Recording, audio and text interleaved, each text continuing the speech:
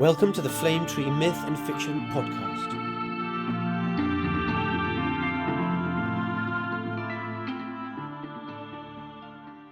We are calling today's episode Crown and Cinders.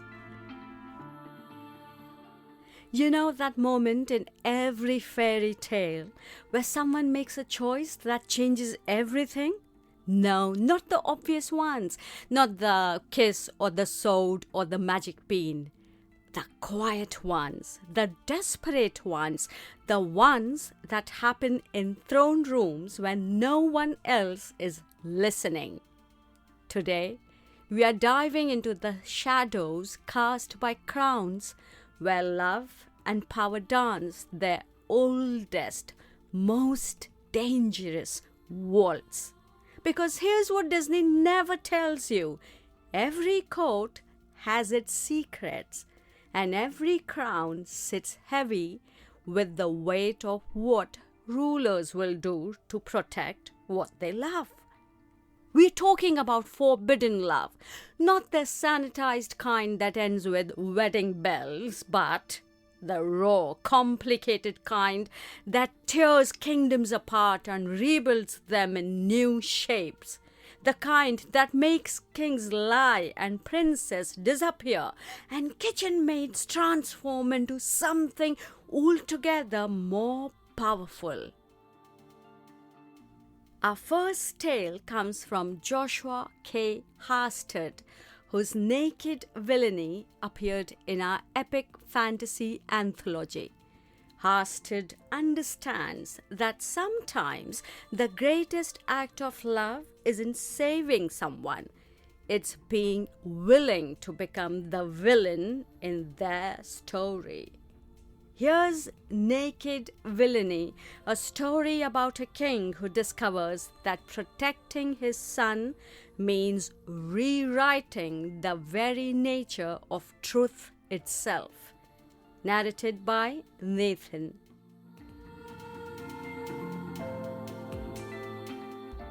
Naked Villainy by Joshua K. Haarstad. There was to be an execution, and by God it was a long time in coming. Sir Ledger's cold black eyes swept over the thick-limbed mare before him. He knew this horse, and the knowing sent his old knight's heart thrumming like the war drums on the fields of his youth. It was Prince Arkwrith's horse. His hunt was over. Sir Ledge nodded once to Sir Chester, a pockmarked veteran with a drooping black moustache that fell past a chin that was a good deal rounder and softer than Sir Ledge felt a knight's chin should be. Sir Chester took the horse's reins from the stable boy and sent him home. It was a chill morning, and the sun had not yet fully risen. The youth didn't need to see the rest of this.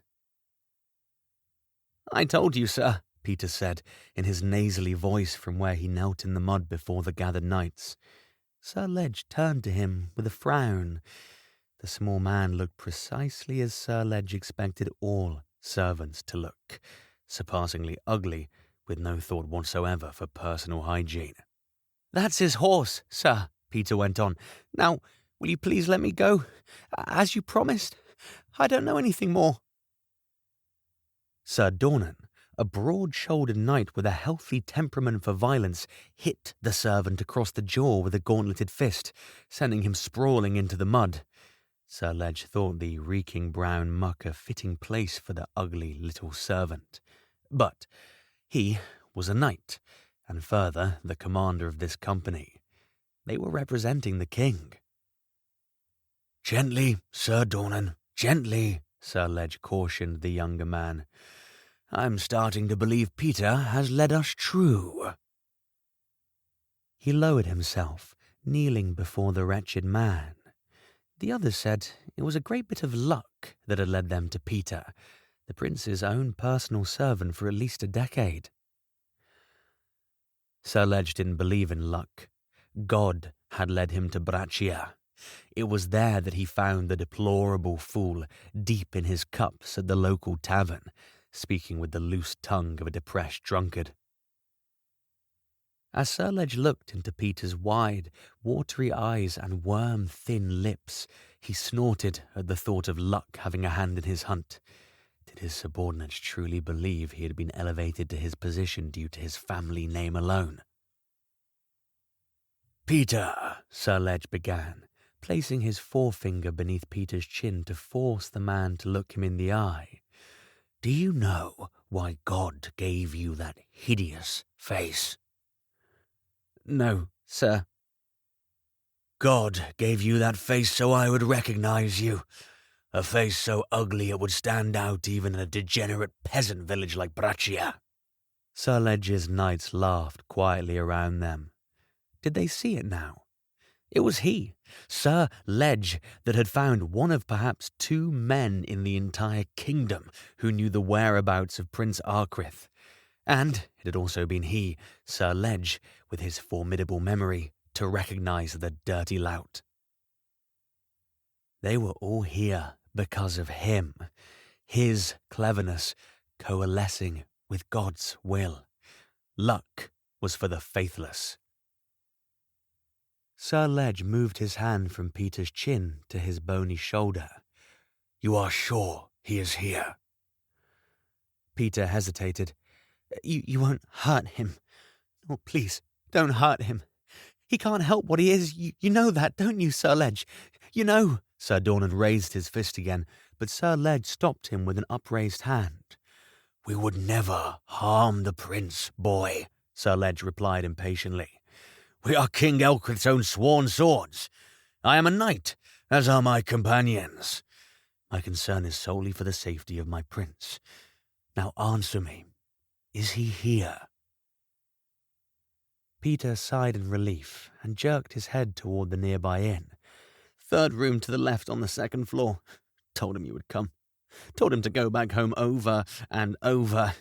I had told him, Sir Ledge. He just wouldn't." "Focus," Sir Ledge interrupted, eyes hard as the steel of his shining breastplate. "Is he alone?" "No, sir. He's with his, He's with," Peter swallowed, unable or unwilling to get the words out. "He is with Sir Connor," Sir Ledge prompted. "I believe so, sir." Sir Ledge offered his knights a tight-lipped grin. "King Elcrith will be pleased. Sir Morwen, Sir Davor, take your squires around back." The old knight eyed the dark 2nd-story windows. "They won't jump, but we aren't risking anything now. It's time to end this. The rest of you with me." Sir Ledge stood up and drew his sword. "What in the Lord's name are you doing?"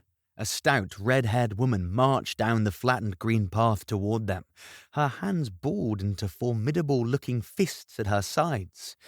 She wore a dirty brown dress, presumably to match the dark smudges of grime on her broad face.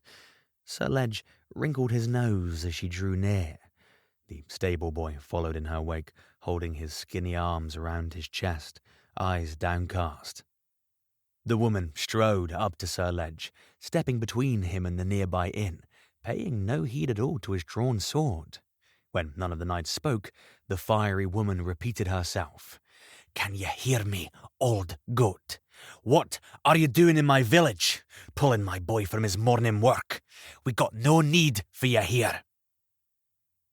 "The business of the king is no concern of yours, wench," Sir Dornan said coldly. "You mean to stir up trouble, that it?" She crossed her arms and stared up into Sir Ledge's face, showing no sign that she'd heard Sir Dornan. The boy must have told her Sir Ledge was in command. "Lady, take your boy and get back to your home," Sir Ledge said with forced patience. "I assure you, we will not stay in this."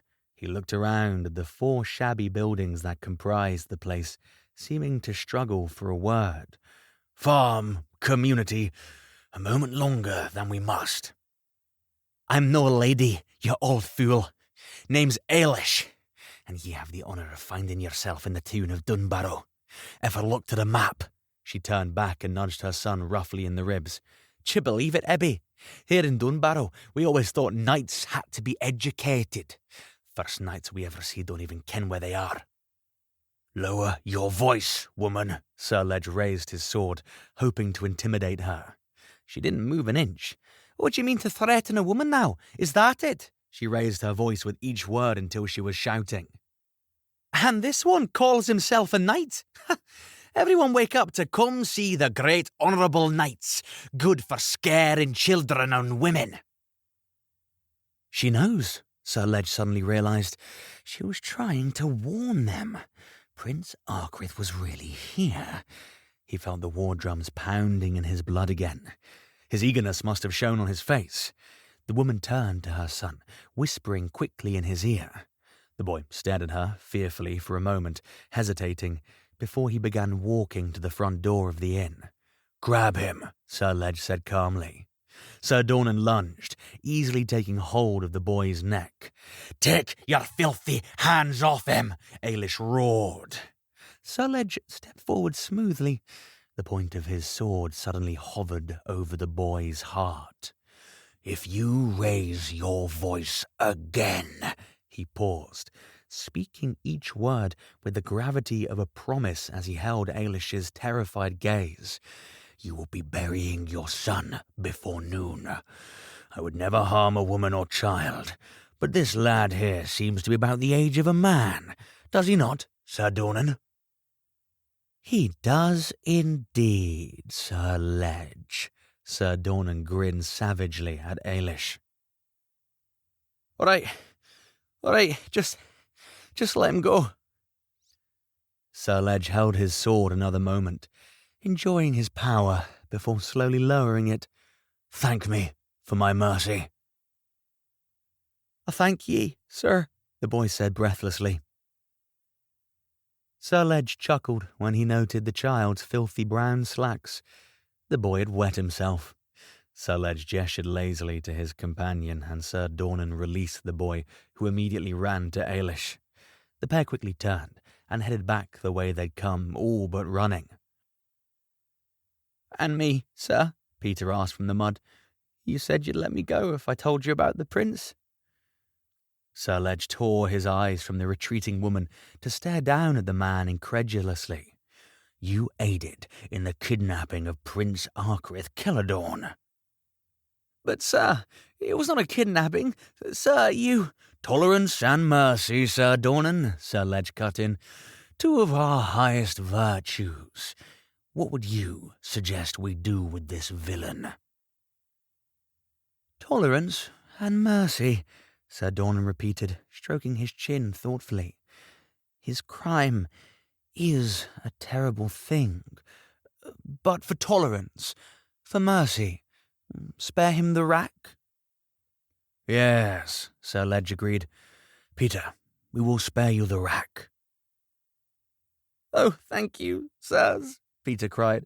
Thank you from the bottom of my heart. You helped kidnap the prince, but you also helped recover him, albeit against your will, Sir Ledge continued, as if he hadn't heard Peter. For the totality of your actions, I grant you a greater mercy than you deserve. A clean death. Sir Dornan stepped behind Peter and forced the weaker man to bow his head, holding him low to the ground. What? No, you don't understand. Sir, I said it was not a kidnapping. I only ever follow Prince Arkwright's commands. He will alert them, Sir Dornan warned over Peter's protestations, if that wench didn't already. Look down, man, Sir Ledge said sternly, and his blade followed his words. A sharp cry pierced the quiet morning village, followed by a peaceful silence. What was that? Connor sat up suddenly, no trace of sleep in his alarmed voice as he raised himself up from bed. Bitter experience and haunted memories made for a light sleeper. The blanket fell to his waist, revealing a multitude of scars on a hardened torso. Garish and chaotic lines traced a history of violence up his bare chest, across his neck to his jaw and eyebrow. Arkwright mumbled with a lazy stretch.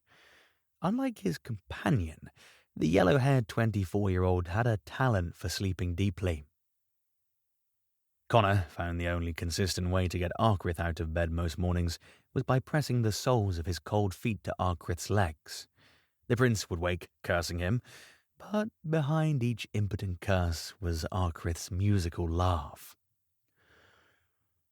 Connor leaned across the bed to look out the window, and with a surge of adrenaline, realized there would be no time for such frivolity that particular morning. "They found us!" Connor flung himself from the bed, fumbling to pull on pants and grab his sword at the same time. Arkwith also stood, all sleep gone from his eyes as the urgency in Connor's voice that told him their dreaded moment had come. Connor caught sight of Arkwith and winced. The prince stood motionless and terrified. His naked body looked frail and unprotected in the dimness of early morning. This was all Connor's fault. They should have had a plan. He'd gone complacent, blinded by happiness. They could hear sounds downstairs, steel boots marching over old wood. "How many?" Arkwith asked, voice raw. "Too many," Connor grunted. "Even for you?" "Even for me." Connor's fingers were steady as he tied on his leather jerkin. There wouldn't be time for his armor. Arkwith's short, panicked breaths were a stark contrast to his own rhythmic breathing. He was always steady before a fight. Besides, there wasn't really anything to lose. They wouldn't dare harm Arkwith. He cursed himself for getting them into this anyway. "This can't be happening," Arkwith whispered, staring around the room with huge eyes. The footsteps grew louder, ascending the stairs to the second floor. Their floor. "I love you," Connor said. "I'm sorry." "Don't say you're sorry." Arkwith rushed across the room and crushed himself against Connor's chest. "I chose this. I chose you." Arkwith turned to the window. "Can't we jump?" "Men out there, too." Arkwith's hands opened and closed in panicked futility. His eyes settled on a knife from last night's meal, lying discarded on the table. Connor shook his head. "You can't fight, Arkwith." Arkwith turned the cool blade to his own heart. "I can, in my own way. My father won't have me back." "No!" All of Connor's calm fled him in a heartbeat at the sight of the cool metal against Arkwith's bare chest. "No, Arkwith, please, no. You must live on for both of us. Don't you put that on my conscience." "Or my ghost's conscience," he added ruefully. The truth was, Connor had expected it to end like this for him eventually. He'd embraced that fate a year ago, when he and Arkwith had run away. King Elkwith would never stop looking for his only son. "Let's do this together," Arkwith said, not reacting at all to Connor's weak attempt at levity. "Both of us. We die as we lived. Together." Fists began to pound against the door. "No, Arkwith, don't do this to me." Connor felt a surge of panic entirely foreign to him. He was as used to battle as a man could be, and though it never failed to quicken his pulse, he knew how to find the calm in the storm. But this stunt Arkwith was playing had alarmed him to his core. It was a terror he'd never felt before in his entire solitary life. It was the wild, horrifically powerful fear of a loved one in danger. "This year has been the only happy one I've ever lived." Arkwith's hand stopped shaking. "It's you and me. How could I go on without you? No, I can't. I won't." He looked resolute, sure of himself here at the end. He was really willing to do it, to die here with Connor, a prince with a nameless knight. Connor thought it would make for quite a story. He hoped how they met would be included. It was at a victory feast for a tourney Connor had won. Arkwith's father had knighted him that day. If Connor had any family, they might have even been proud. It didn't matter. Arkwith was his family from that day on. With true love's first bite, everything had changed. Oh, how those green eyes had snared him. For all his dreaming, Connor knew the only story that would be told would be one of a stolen prince and a murderer. History written by those left to write it and all that. No, it would not end that way. Arkwith would live. He would make sure of that. Connor reached for the knife in Arkwith's hand. But He was too slow. The door burst open beside them, and 5 armoured knights poured in, steel already drawn. Connor immediately jumped in front of Arkwith, his own sword in both hands. 5 of them, and him practically unarmoured. Even so, the formidable reputation of Sir Connor of Horsefly Hill had each staunch knight pausing, if only for a moment. And in that moment, Prince Arkwith spoke. "Sir Ledge!" Arkwith's voice rang out over each knight, as commanding and authoritative as his father had ever sounded. "Lower your sword!" "I am afraid I cannot, my prince," Sir Ledge replied with a ferocious grin. "Your captor stands before us with steel bared." "You know full well he is not my captor, sir. If you do not stand down, you leave me no choice." Arkwith raised the blade to his own neck, pressing it against soft skin. Connor risked a glance behind him. "Arkwith, no!" Sir Ledge also reacted, alarm in his cool eyes for the first time. "Hold, men," he said quietly, before continuing in a louder voice. "Prince Arkwith, I know you would not harm yourself. You would not dare lower yourself to committing such an atrocity. What would your father think? And on behalf of this monster," he gestured with his sword toward Connor. "I assure you, sir, I do not give a damn what my father would think." Arkwith held Sir Ledge's eyes. "Listen very closely. You will allow Sir Connor to walk from this room, to take my horse, and to ride away. I will watch from this window. If I suspect any foul play at any moment, I will stain this room red with royal blood. My only regret is that I'll be too dead to watch as you are slowly ripped apart after explaining my rotting corpse to my father. Quite unfortunate that he shares your passion for the rack, isn't it, Ledge?" There was a long pause as Sir Ledge stared at Prince Arkwith, measuring him. The old knight's cunning eyes darted from Connor to Arkwith, measuring the distance, weighing his chances of overpowering them, of succeeding absolutely. Arkwith seemed to decide further action was required to ensure the outcome of Sir Ledge's ongoing calculations. He pressed the knife to his neck and began to drag it deep into his skin. Connor screamed as blood welled under the prince's knife. "Enough!" Sir Ledge shouted. Arkwith paused, bleeding profusely. He didn't lower the knife. "Enough," Sir Ledge repeated. He stepped back and sheathed his sword. The knights around him slowly did the same, grumbling mutinously. Connor didn't move. They may have put their swords away, but their eyes still shone with the dark light of murder. He knew that look well. Not a small amount of men had probably seen it in his own eyes before they died. "Maybe there was an accident," Sir Dornan said quietly.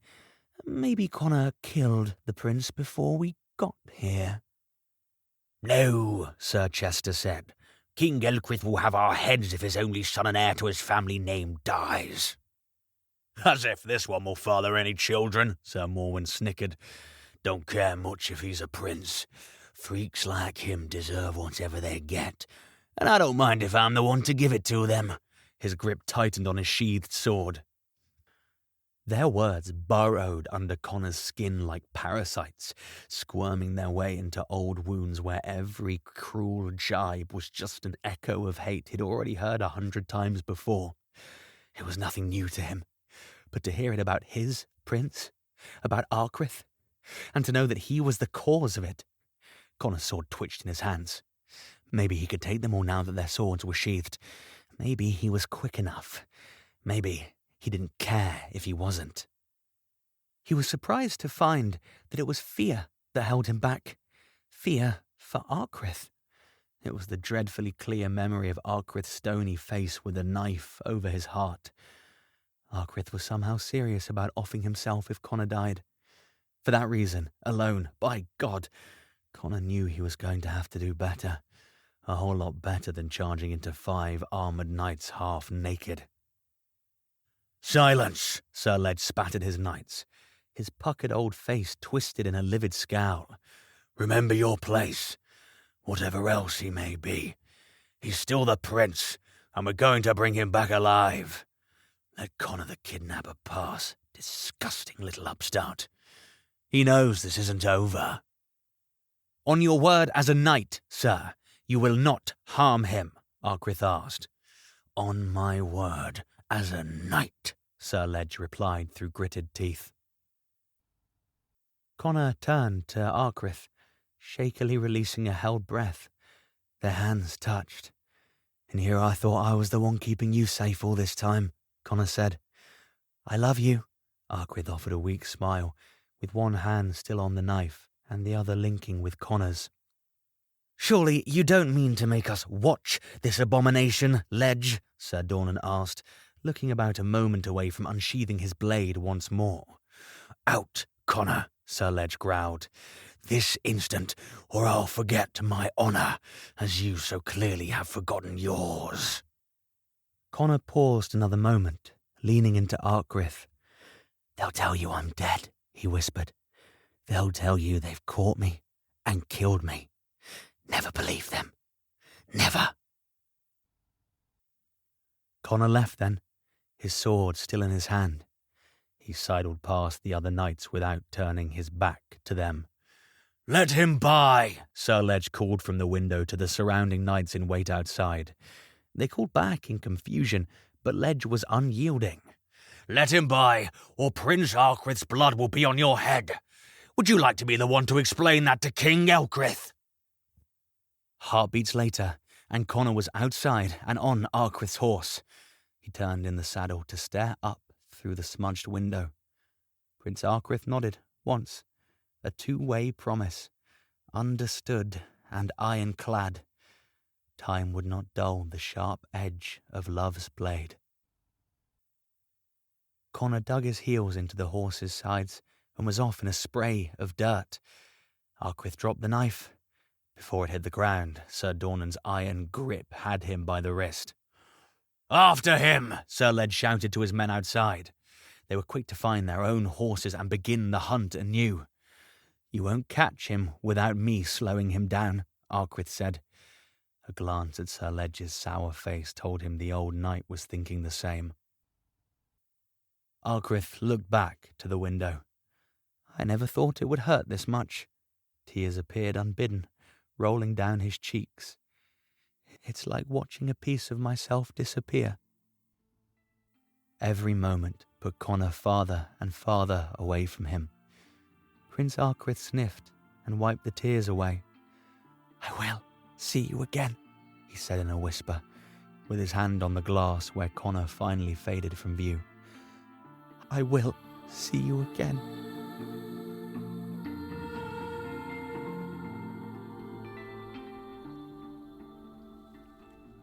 That was Joshua K. Haarstad's Naked Villainy, where a father's love transforms him into something he never thought he would become, a liar who serves a deeper truth.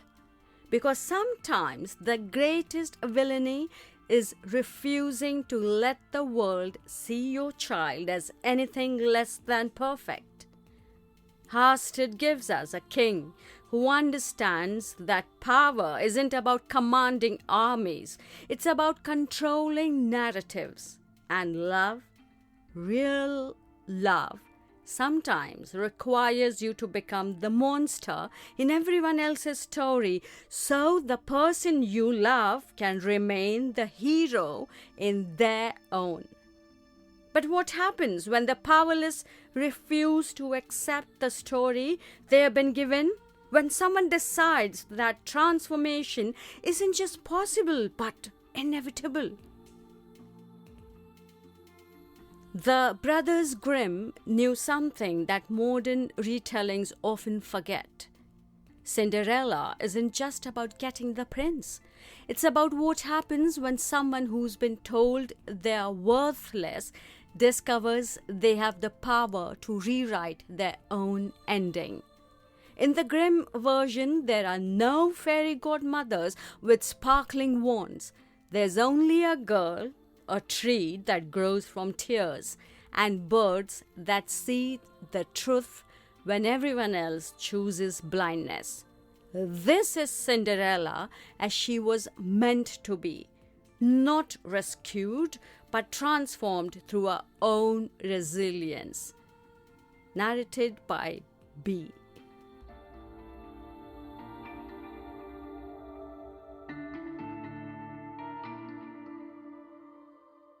Cinderella.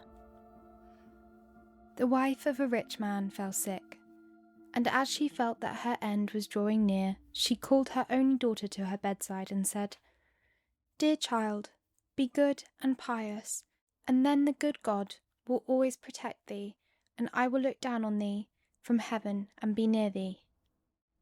Thereupon she closed her eyes and departed.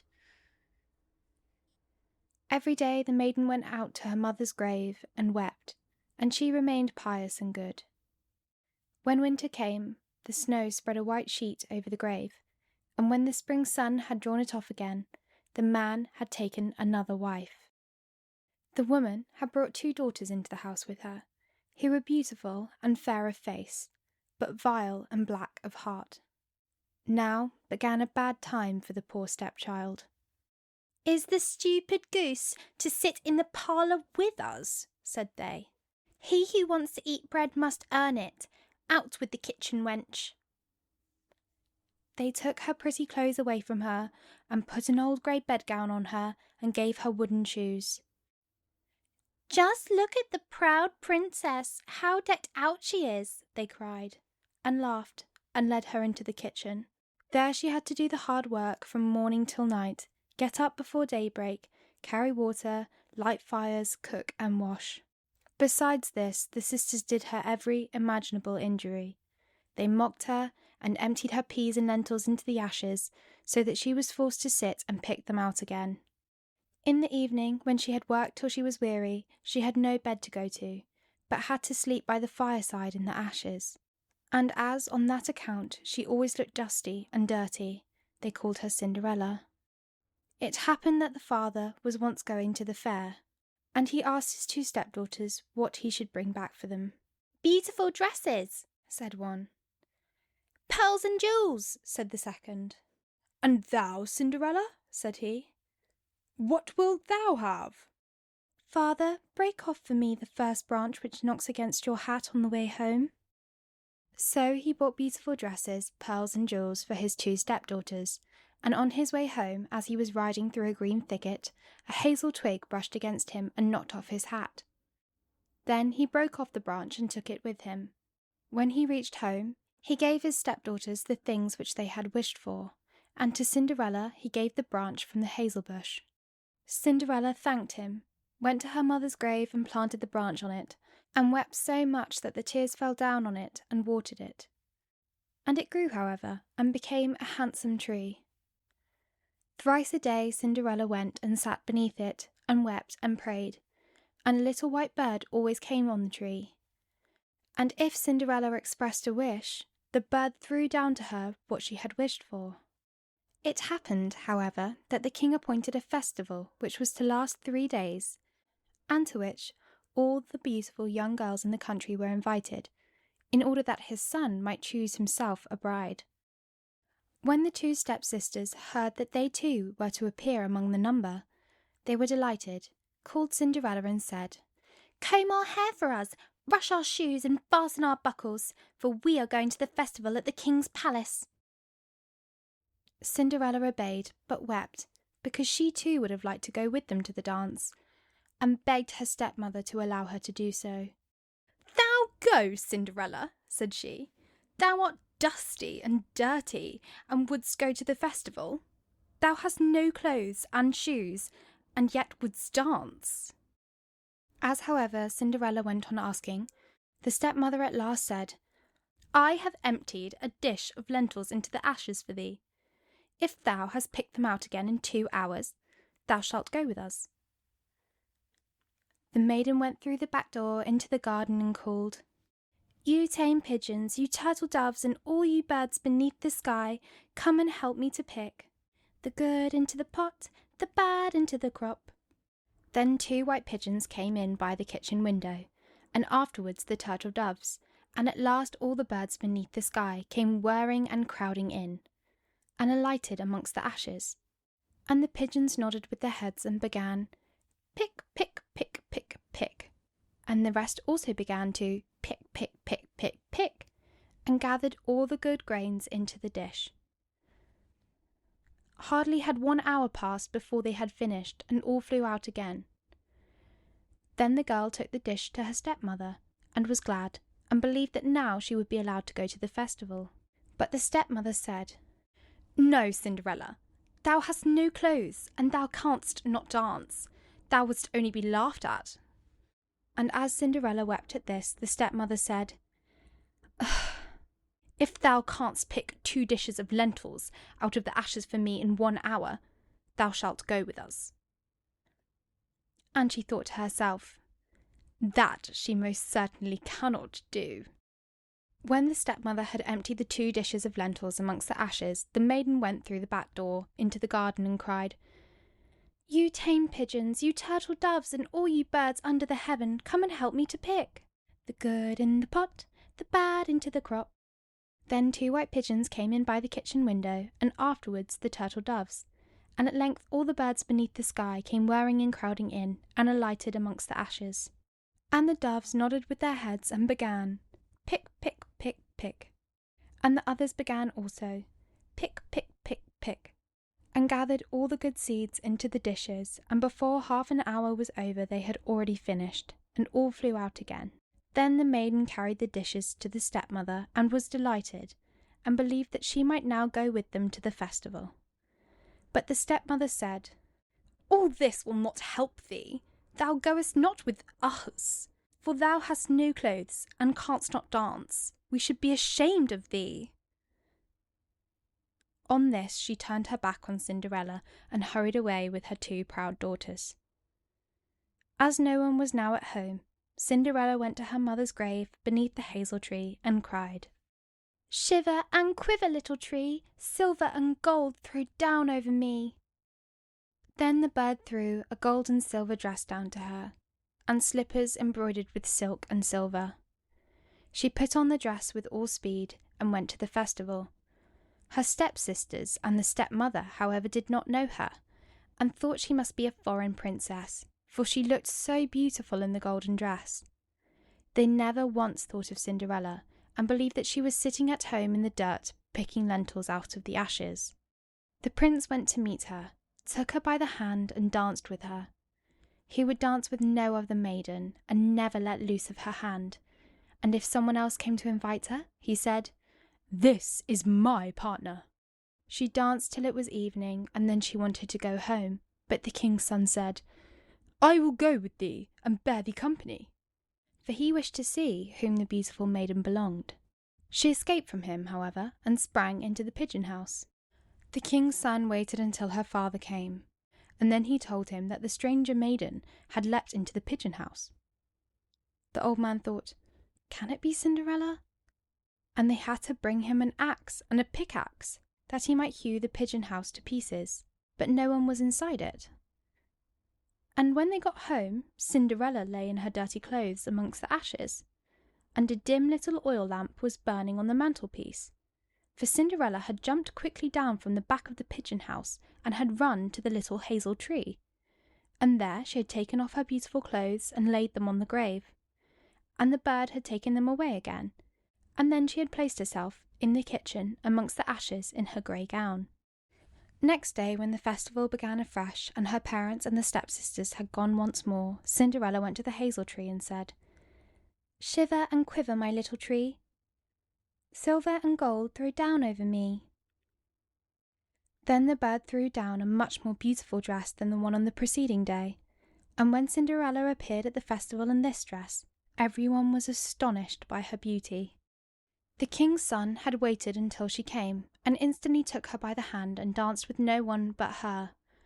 And when others came and invited her, he said, She is my partner.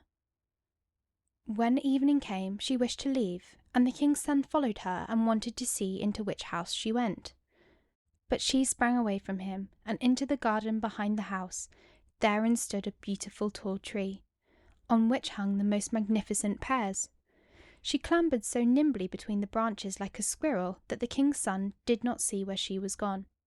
He waited until her father came, and said to him, "The stranger maiden has escaped from me, and I believe she has climbed up the pear tree." The father thought, "Can it be Cinderella?" and had an axe brought and cut the tree down. But no one was on it. And when they got into the kitchen, Cinderella lay there amongst the ashes, as usual, for she had jumped down on the other side of the tree, had taken the beautiful dress to the bird on the little hazel tree, and put on her grey gown. On the third day, when the parents and sisters had gone away, Cinderella went once more to her mother's grave, and said to the little tree, "Shiver and quiver, my little tree, silver and gold throw down over me." And now the bird threw down to her a dress which was more splendid and magnificent than any she had yet had, and the slippers were golden. And when she went to the festival in the dress, no one knew how to speak for astonishment. The king's son danced with her only, and if anyone invited her to dance, he said, "She is my partner." When evening came, Cinderella wished to leave, and the king's son was anxious to go with her, but she escaped from him so quickly that he could not follow her. The king's son, however, had used a stratagem, and had caused the whole staircase to be smeared with pitch, and there, when she ran down, had the maiden's left slipper remained sticking. The king's son picked it up, and it was small and dainty and all golden. Next morning he went with it to the father, and said to him, "No one shall be my wife, but she whose foot this golden slipper fits." Then were the two sisters glad, for they had pretty feet. The eldest went with the shoe into her room and wanted to try it on, and her mother stood by. But she could not get her big toe into it, and the shoe was too small for her. Then her mother gave her a knife, and said, "Cut the toe off. When thou art queen, thou wilt have no more need to go on foot." The maiden cut the toe off, forced the foot into the shoe, swallowed the pain, and went out to the king's son. Then he took her on his horse as his bride and rode away with her. They were, however, obliged to pass the grave, and there on the hazel tree sat two pigeons and cried, "Turn and peep, there's blood within the shoe is too small for her, the true bride waits for you." Then he looked at her foot and saw how the blood was streaming from it. He turned his horse round and took the false bride home again, and said she was not the true one, and that the other sister was to put the shoe on. Then this one went into her chamber and got her toes safely into the shoe, but her heel was too large. So her mother gave her a knife and said, "Cut off a bit of thy heel. When thou art queen, thou wilt have no more need to go on foot." The maiden cut off a bit of her heel, forced her foot into the shoe, swallowed the pain, and went out to the king's son. He took her on his horse as his bride and rode away with her. But when they passed the hazel tree, two little pigeons sat on it and cried, turn and peep, there's blood within the shoe is too small for her, the true bride waits for you." He looked down at her foot and saw how the blood was running out of her shoe, and how it had stained her white stocking. Then he turned his horse and took the false bride home again. "This is not the right one," said he. "Have you no other daughter?" "No," said the man. "There is a little stunted kitchen wench, which my late wife left behind her, but she cannot simply be the bride." The king's son said that he was to send her up to him, but the mother answered, "Oh no, she is much too dirty. She cannot show herself." He absolutely insisted on it, and Cinderella had to be called. She first washed her hands and face clean, and then went and bowed down before the king's son, who gave her the golden shoe. Then she seated herself on a stool, drew her foot out of the heavy wooden shoe, and put it into the slipper, which fitted like a glove. And when she rose and the king's son looked at her face, he recognised the beautiful maiden who had danced with him and cried, "That is my true bride!"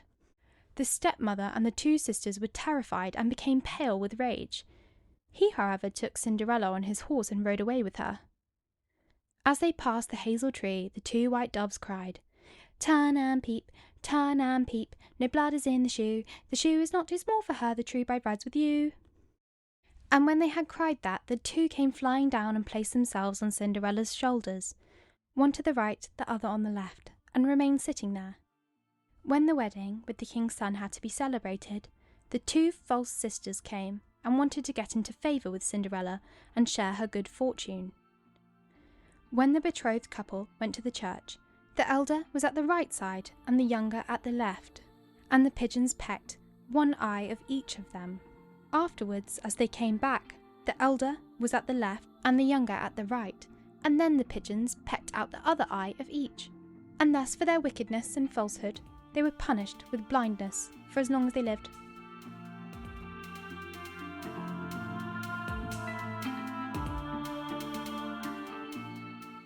Two courts, 2 kinds of love, 2 different ways of seizing power when the world tells you that you have none.